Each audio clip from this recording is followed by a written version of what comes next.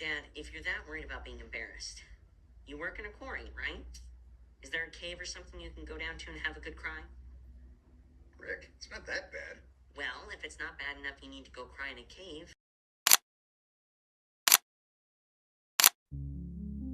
I've tried it all.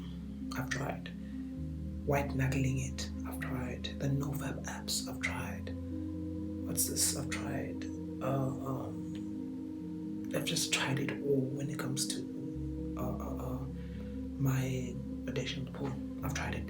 I tried it all, and I've been through. I don't know how many devotionals I've done. I've done so many devotionals, and there was always the first step in all these devotionals was so common. The first step was to talk about it, and I didn't want to do that because I wanted to be able to actually get myself out of what I put myself in.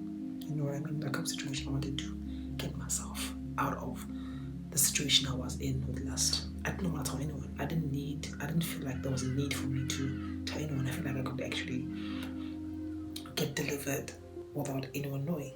That was the whole 3 years in a nutshell. And sooner or later, every single time I went to a devotional that talked about lust, that first part, everyone had a common thing. Every one of them had a common thing, which was things that in the darkness will continue to grow in the darkness, but once they're brought in the light, they seem like nothing anymore. I would skip that entire section. I'll go to the next one because I think I had this pride in me. I was like, I can do this, and no one has to know this. No one has to know about that I struggled with lust. No one has to know anything about it. Yeah, no, that's not getting me anywhere. That has not gotten me anywhere. And I think also one of the things I've also heard the last 2 years, especially when it comes to lust, is that keeping yourself busy will distract you, or keeping yourself busy will actually shift you from what you're watching. No, it won't. In my case, I'll keep myself busy. I'll have busy days, tiring days. I will still find time to watch porn. Doesn't matter. I will still make time. I will still make room. I will still make time to watch porn. And I think one thing that God is teaching me, still teaching me, is that it's not going to be something I'm going to be able to do by my own strength.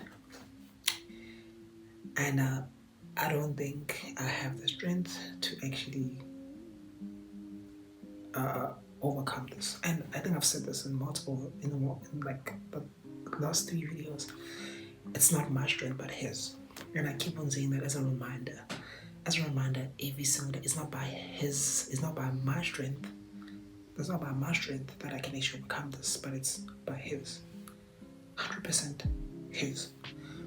And yeah, that's what I was thinking today. And yeah, this day was a productive day. Today was also a productive day. And it was just that I've always been in situations where I would have productive days, I would have productive weeks, and then I would just crash and burn. I think this time will be different in a sort of a different way. That it will be different because I'm doing this, I'm recording, I am documenting, and the whole purpose of this entire 75 days was to get closer to Jesus, was to have God closer every single time, was to instill in me that God is the number one option in every single situation. God is the first in everything else. Because there was reading Romans 8 verses 6, and I underlined this where it says, the mind governed by the flesh is death, but the mind governed by the Spirit is life and peace. I read this, and I read this until verse 230, and I was just reading this, but I underlined this, I think it was a few years ago, and it says, the mind governed by the flesh is death, but the mind governed by the Spirit is life and peace. And for my mind to be governed by the Spirit, it's not going to require me being the instigator. It's going to require me being the one on his knees begging God. It's going to require me being surrendered. It's going to require me being his sheep I try to do this by myself again, the same cycle's gonna happen again. If I try to do this again by my own strength, again, the same cycle is going to end.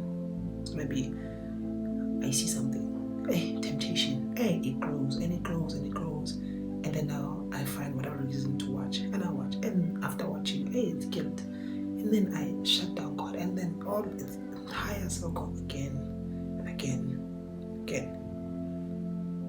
I have a problem with control, and it's a thing of, I know I can do it, just let me do it. But in this situation, I've tried doing it, it's not gonna happen.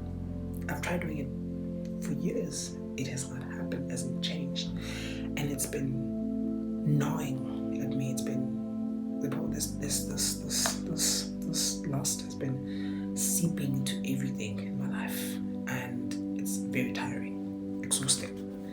I think, as scripture says, it's time that my mind be governed by the spirit, not the flesh. It's time that even when my days are empty, the one thing that is always on my mind is God. Is how can I be His disciple? Is, am I picking up my cross every single day? Am I being His follower every single day? Days may not be easy, weeks of now may not be easy, but one thing still remains. God is worth it. God is worth it. He's worth every moment, He's worth every struggle. He is truly worth it. And I just want to share this. Truly just want to share this. God is truly worth it. He's truly worth it. I wouldn't have it any other way. Yes, I'm so struggling.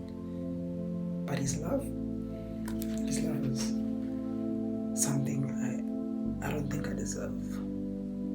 I know I don't deserve it, but He freely gives it, and He has welcomed me to actually accept His love, and I'm grateful for that. Very, very grateful. Yeah, this was day 11, I think. Yes, this was day 11, and that's just my thoughts. That's just thoughts, a little bit of here and there experiences, and I hope you enjoyed it, and I hope you enjoyed it, and I'll see you tomorrow again for another video. I love you. God loves you.